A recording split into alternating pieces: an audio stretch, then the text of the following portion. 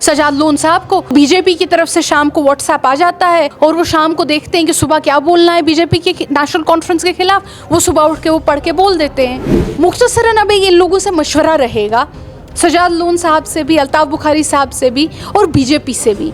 आप तीनों anyway national conference को ही टारगेट करते हैं सुबह से शाम तक। मेरा आप लोगों से मशवरा रहेगा कि एक जॉइंट प्रेस कॉन्फ्रेंस अब आप लोग दिया कीजिए। बीजेपी वालों को हिस्ट्री का ना पता है, बीजेपी वालों को हिस्ट्री का ना आता है। इनको सिर्फ व्हाट्सएप यूनिवर्सिटी पे जो आता है वो ये बोलते हैं, मुझे नेशनल कॉन्फ्रेंस का एक वर्कर बता दीजिए जिसने कभी कत्लो गारत में जिसका हाथ रहा हो। और आप कहते हैं कि नेशनल कॉन्फ्रेंस ने किया। नेशनल कॉन्फ्रेंस के वर्करों की तो लाशें बिछाई गई। ये जो बी टीम और सी टीम है ये चाहते हैं कि कंफ्यूजन क्रिएट हो और नेशनल कॉन्फ्रेंस के साथ लोग ना आए और उसकी वजह से क्या हो कि बीजेपी यहाँ पे फिर से हावी हो जाए। पहली बात तो जम्मू और कश्मीर नेशनल कॉन्फ्रेंस वो पॉलिटिकल पार्टी है जिसके 5,000 से 7,000 वर्कर जो है उनको मारा गया। जम्मू और कश्मीर के कब्रिस्तान अगर किसी किन्हीं की लाशों से आबाद हैं तो नेशनल कॉन्फ्रेंस के वर्करों की लाशों से आबाद है। एक गाँव है अशमुकाम जहाँ 35 नेशनल कॉन्फ्रेंस के वर्करों को शहीद किया गया। एक गांव में 35 वर्कर मारना कोई छोटी बात नहीं है।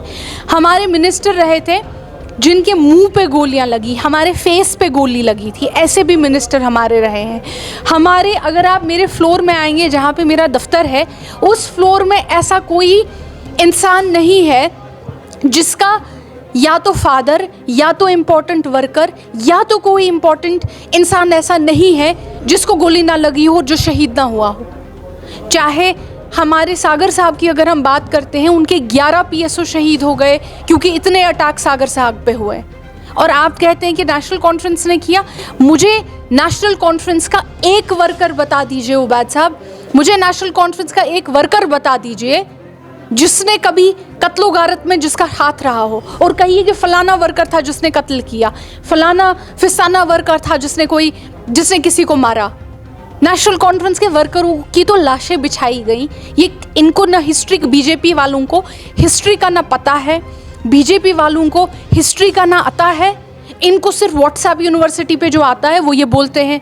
वो बीजेपी की तरफ से शाम को व्हाट्सएप आ जाता है सजाद लोन साहब को और वो शाम को देखते हैं कि सुबह क्या बोलना है बीजेपी के नेशनल कॉन्फ्रेंस के खिलाफ, वो सुबह उठ के वो पढ़ के बोल देते हैं। जिसको जम्मू और कश्मीर की हिस्ट्री का पता होगा वो ये कभी नहीं बोलेगा। जहाँ तक बात आती है इनकी अपनी सजाद लोन साहब की, अगर याद मैं आपको दिला दूं, बहुत पुरानी बात नहीं है, अभी हाल ही में बीजेपी की सरकार में वो मिनिस्टर थे। बीजेपी की सरकार में जब पीडीपी बीजेपी गवर्नमेंट थी 2014 से लेकर 2018 तक, अभी ज़्यादा टाइम नहीं हुआ है उसको। मुझे बताइए कि इन्होंने कितने पीएसए लगा? उस टाइम तो हज़ारों में पीएसए लगे इनकी सरकार में, जब ये अभी हाल ही में जब बीजेपी ने मिनिस्टर बनाया था इनको।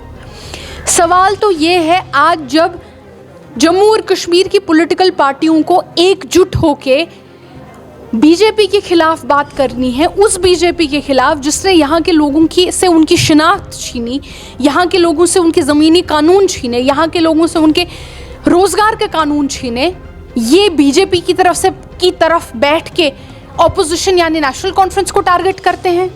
ये चाहते हैं कि जिस तरह नेशनल कॉन्फ्रेंस ने करगिल में, अभी हाल ही के इंतखाबात में करगिल में जिस तरह से नेशनल कॉन्फ्रेंस ने बीजेपी को एक शिकस्त दी, एक खतरनाक शिकस्त दी।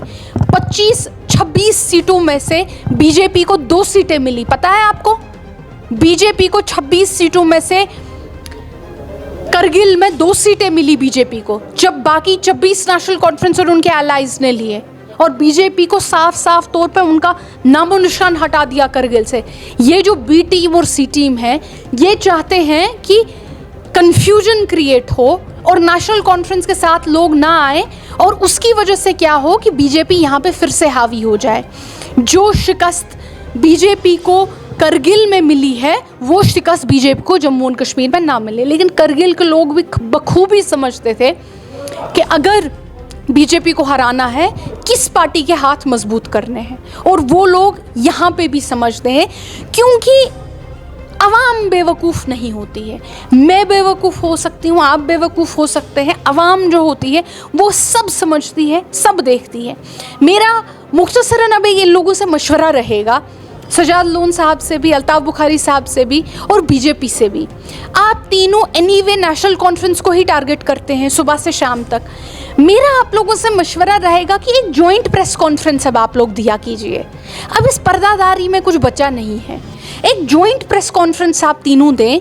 उस जॉइंट प्रेस कॉन्फ्रेंस में बीजेपी भी बोले, पीसी भी बोले, अपनी पार्टी भी बोले और बोले नेशनल कॉन्फ्रेंस के खिलाफ क्या क्या उनके इल्ज़ाम हैं। तो ये जो हमको एक बाइट पीसी के खिलाफ देनी पड़ती है, उनके जवाबात में देनी पड़ती है, दूसरी अपनी पार्टी में, तीसरी बीजेपी के लिए, इसमें आप जर्नलिस्ट साहिबीन का भी वक्त बच जाएगा, इसमें हम नेशनल कॉन्फ्रेंस वालों का भी वक्त बच जाएगा, इसमें आवाम का भी वक्त बच जाएगा। 3 प्रेस कॉन्फ्रेंसेस देखनी पड़ती हैं, सेम बात होती है, इसमें सबका वक्त बच जाएगा।